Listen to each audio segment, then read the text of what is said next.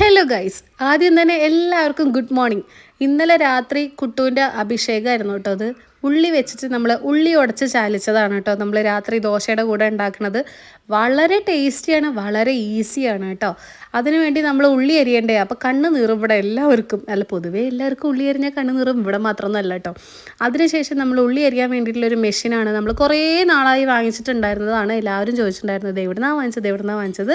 Link ഞാൻ കിട്ടുകയാണെന്നുണ്ടെങ്കിൽ left സൈഡിൽ തന്നെ കൊടുക്കാം കേട്ടോ. ജസ്റ്റ് ഒരു 2-3 തവണ ജസ്റ്റ് ഒന്ന് ക്ലിക്ക് ചെയ്താൽ തന്നെ, ഒന്ന് പ്രസ് ചെയ്താൽ മതി കേട്ടോ. അത്ര ഹാർഡായിട്ട് ഒന്നും പ്രസ് ചെയ്യേണ്ട ആവശ്യമില്ല, ജസ്റ്റ് ഒന്ന് തൊട്ടാൽ മതി. അപ്പോഴത്തേക്ക് നമുക്കിങ്ങനെ കുനുകുനാന്നുള്ള രീതിയിൽ ഉള്ളി അരിഞ്ഞ് കിട്ടും കേട്ടോ. ഉള്ളി മാത്രമല്ല, നമുക്ക് എന്ത് വേണമെങ്കിലും, ഇപ്പം മീറ്റൊക്കെ കഴിക്കുന്നവർക്ക് അതടക്കം കട്ട് ചെയ്തിട്ട് ചോപ്പ് ചെയ്യണ ഒരു ഇലക്ട്രിക് ചോപ്പറാണ് കേട്ടോ അത്.